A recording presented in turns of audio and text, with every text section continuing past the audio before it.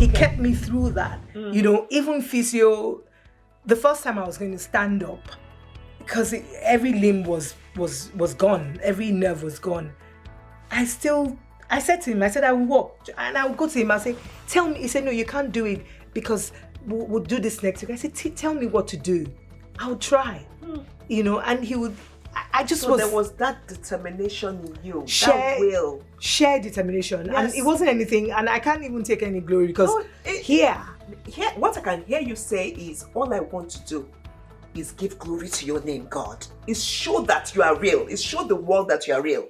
That you can do this and you're going to do it.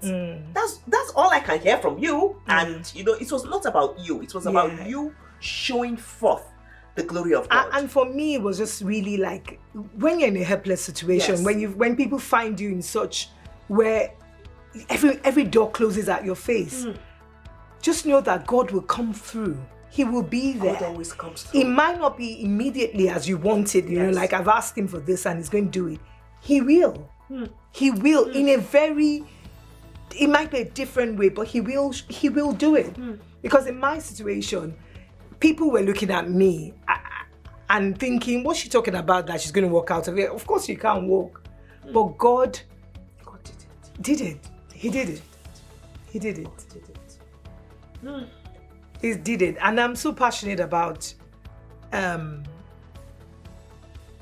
you know, giving hope to someone. Yes. Because I've been there, I've walked that walk, and I can relate with people being in pain. Yes. Yes. One thing I would say is that he's God. He never sleeps nor slumbers. He would do it. He will do it. He will do it. Same yesterday, today and forever. Yes, he will do it. I mean, now I can say to people, if he did it for Sister Linda, he can do it for you. Absolutely. I mean, absolutely. That's why I say that you are a super overcomer. And here you are, still telling your story to inspire others. There's some, I mean, a case of 1 in 100,000. Yeah, you think, why you? Yes, and why not you? So many things could have been, you know, people won't have an idea what to do with you because you're a rare case. You spoke about them using you as some guinea pig or experiment in the hospital some because people would never see you were something, you were a rare case, something they had never seen.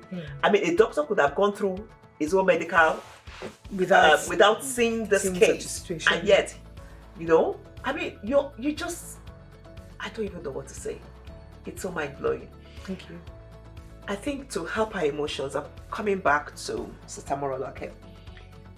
As somebody who was watching, what was going through your mind all this while? I need to applaud this woman. I mean, Samoroloka is Sister Linda's sister-in-law. Yes. It's amazing to find your sister-in-law love you so much and be through a journey like this, and that's why you're seated here. I salute you. I thank God for your life, and I know that you haven't even seen what God is going to do with you. I mean, by reason of the seed you have sown into this woman's life, and you keep sowing into this woman's life, I know God is going to do amazing stuff with you. Amen. So, coming back to what was going through your mind, just watching.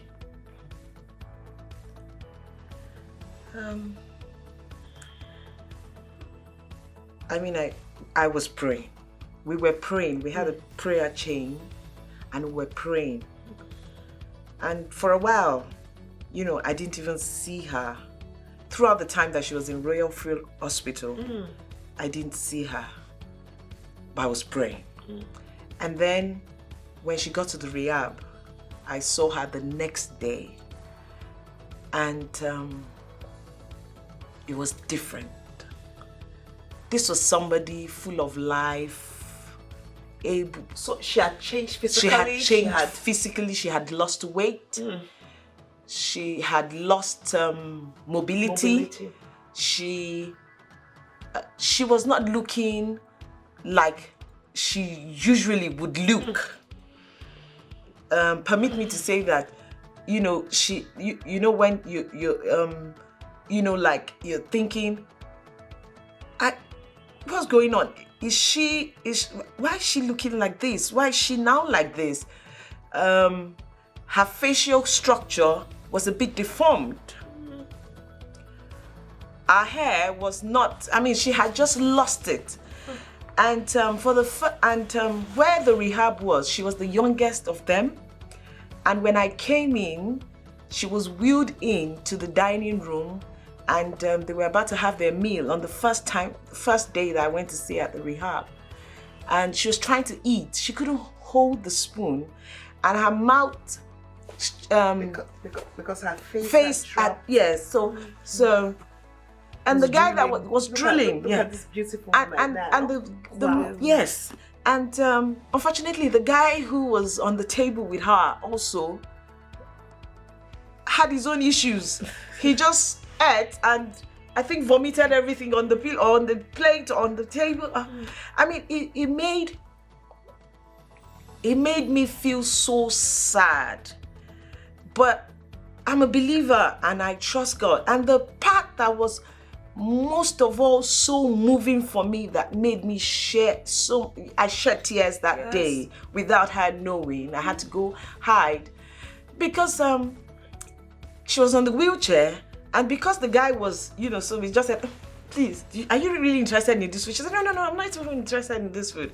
And we said, oh, let's go to your room. Let's go and, you know, have, you know, catch up in your room. And I remember it was her husband Olumide and her sister Eniton. And the nurse now beckoned on Olumide, said, take over. This is your wife. Come and push her in the wheelchair. And he looked up. He's my cousin. Yeah. He looked up and he looked down. And he said, I'll take her. But I knew that he was taking her with a heavy heart. Like what? Like, thank God. Like what? I'm taking her in a wheelchair. She didn't know. She kept saying, "Oh, okay, let's go. Let's just go this way. You know, let's just go." She, you know, she had, you know, a strong will, and you know, but I seen her in that state was something else for me. So so we said, oh, okay, we need to do clothes shopping for you because it was hot. It was summertime. We need to you need to, you know, maybe you need to do your hair. You need to do this. And then she now, you know, the amazing thing about her, even when I shared her, and then we entered her room, and then I said, oh, so how are you feeling? And she said, we had our first physio today. Come and see me.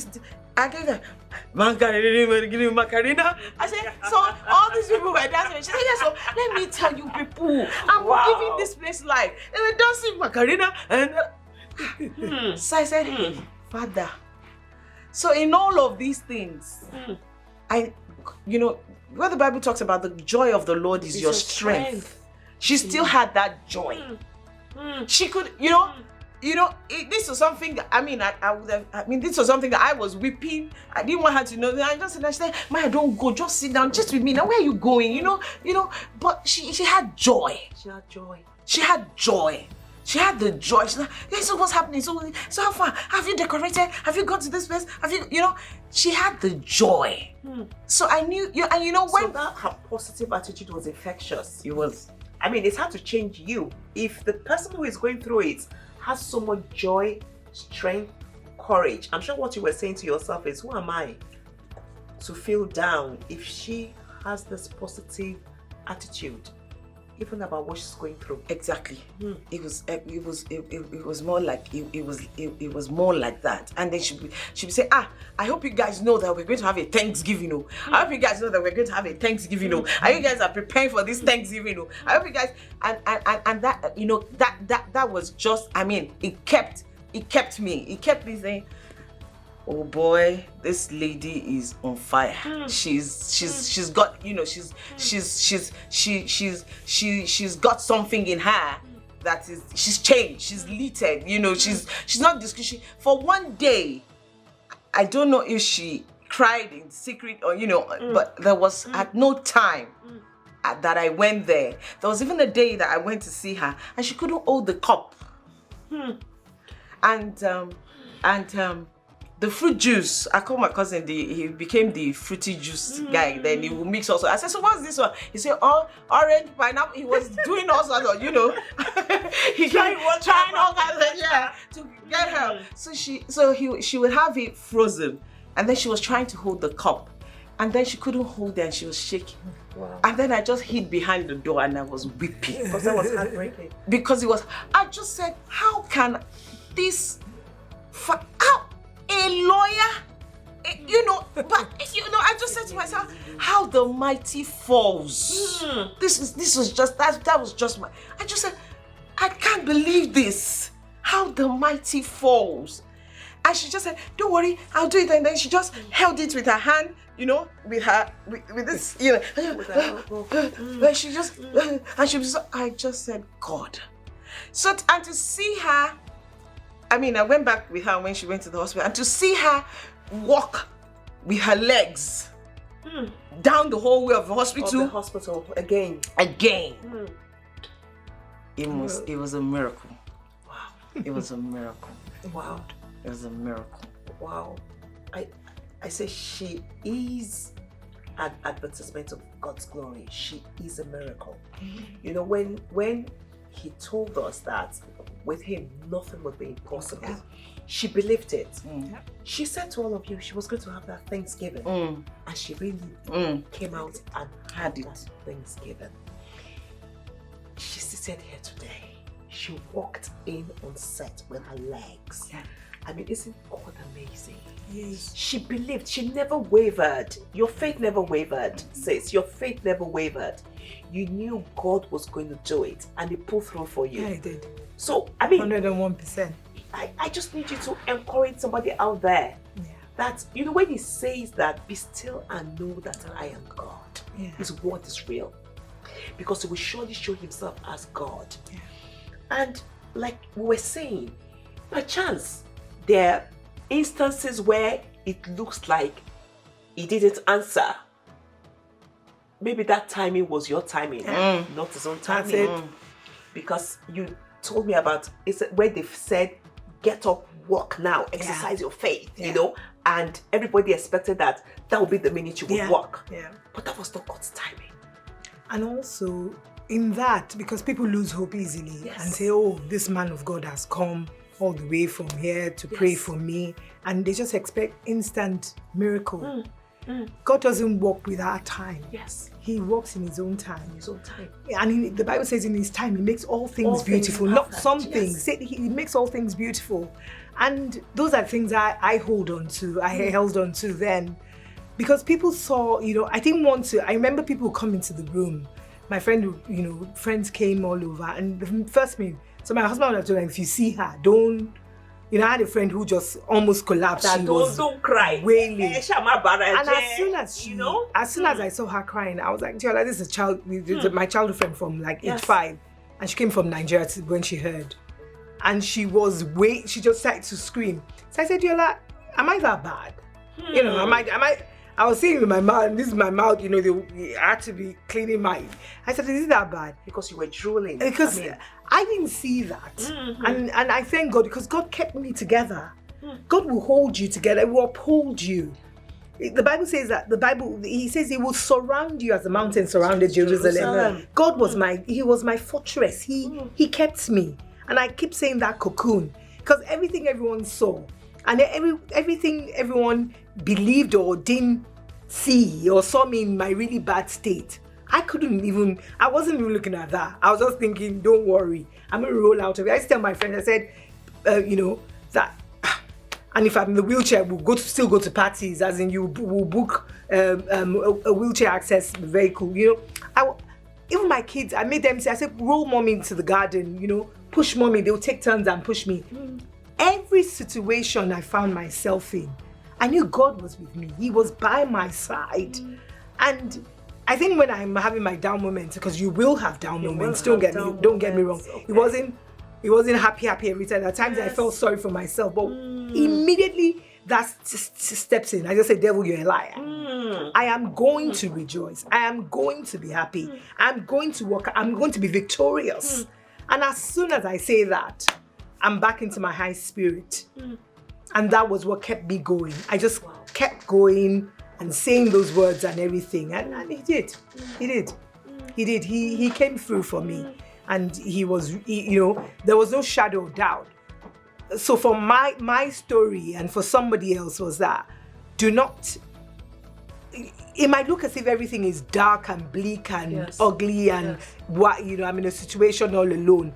God is with you. So don't give up. Don't give up. Never give up on God. Don't give up.